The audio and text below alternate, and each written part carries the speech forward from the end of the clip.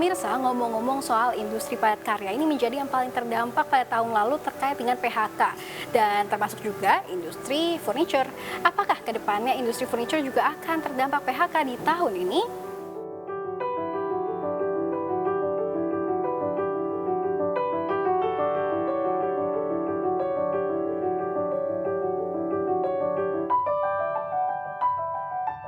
Ya, pemirsa, untuk mengulas lebih lanjut terkait dengan industri furnitur di tahun 2023, saya saat ini akan bertemu dengan Pak Edmund Paringkuan selaku Ketua DPD HIMKI Jabodetabek.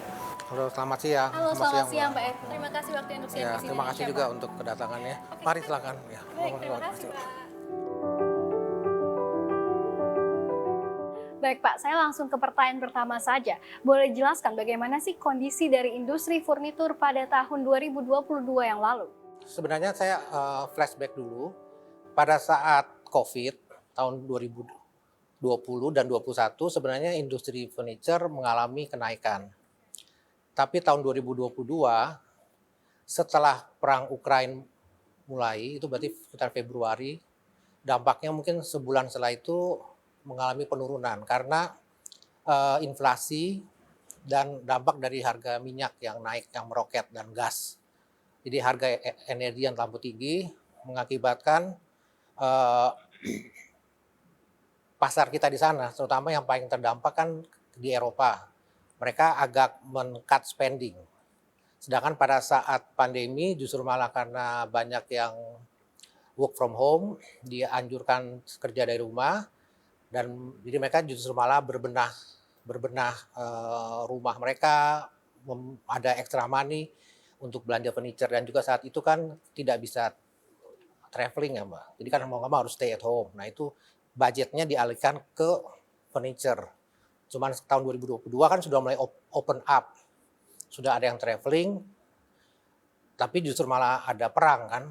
Nah itu justru dampaknya kurang begitu baik bagi industri furniture. Baik Pak, untuk wilayah Jabodetabek sendiri, ini bagaimana kondisinya dan apakah di luar wilayah Jabodetabek ini terjadi penurunan ekspor secara drastis?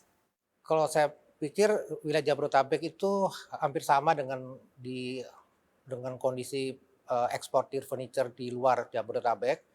Data yang kami dapat sampai saat ini baru sampai akhir September 2022. Ya, dan waktu itu kalau saya lihat sampai year to year kita bandingkan dari September 2022 dibandingkan September 2021 rata-rata minus 20%. Dan kalau ini juga ada beberapa teman-teman saya nanti mungkin bisa diwawancara yang pengurus lainnya itu memang rata-rata bilang penurunan. Bervariasi sih antara 10 sampai 20%. 20%. Malah ada beberapa sektor yang lebih. Karena kita kan dari HIMKI ini kan membawahi furniture yang kayu, maksudnya dari kayu jati, mahoni, kayu-kayu lainnya. Ada juga kan yang kerajinan. Nah, kerajinan itu kan ada dari rotan, ada bambu, ada mendong, dan lain-lain itu. Bahkan ada yang lebih dari 20%. Baik, berarti memang ada penurunan ekspor begitu ya Pak, tapi memang berapa persen sih penurunan ekspor yang terjadi? Total sampai September ya, penurunan sampai September 2022, akhir September. Baik Pak, berbicara terkait dengan furnitur, ini tentunya tidak terlepas dari bahan bakunya. Lalu, ketersediaan bahan baku saat ini tuh bagaimana? Apakah memang masih impor atau mengandalkan apa yang ada di dalam negeri? Sebagian besar member kita rata-rata itu memakai bahan baku lokal. Jadi komponen bahan baku lokal kita cukup tinggi sampai 80%. Yang kita import itu untuk furniture itu sebenarnya cuma hardware ya, misalnya engsel, mungkin rel untuk laci, pokoknya hardware baut, mungkin ada beberapa yang masih import, dan barangkali untuk lem ada penggunaan lem mungkin yang komponen itu ada yang import. Tapi kalau kayu rata-rata menggunakan kayu lokal. Karena Indonesia cukup kaya dengan berbagai varietas kayu. Oke, lalu apakah ada jenis furnitur baik itu kayu, logam, ataupun bambu yang mungkin mencatatkan kenaikan penjualannya pada tahun lalu? Kalau kami diskusi sama teman-teman kelihatannya tidak ada. Rata-rata semua mengalami penurunan. Cuman tadi itu bervariasi ya penurunannya itu.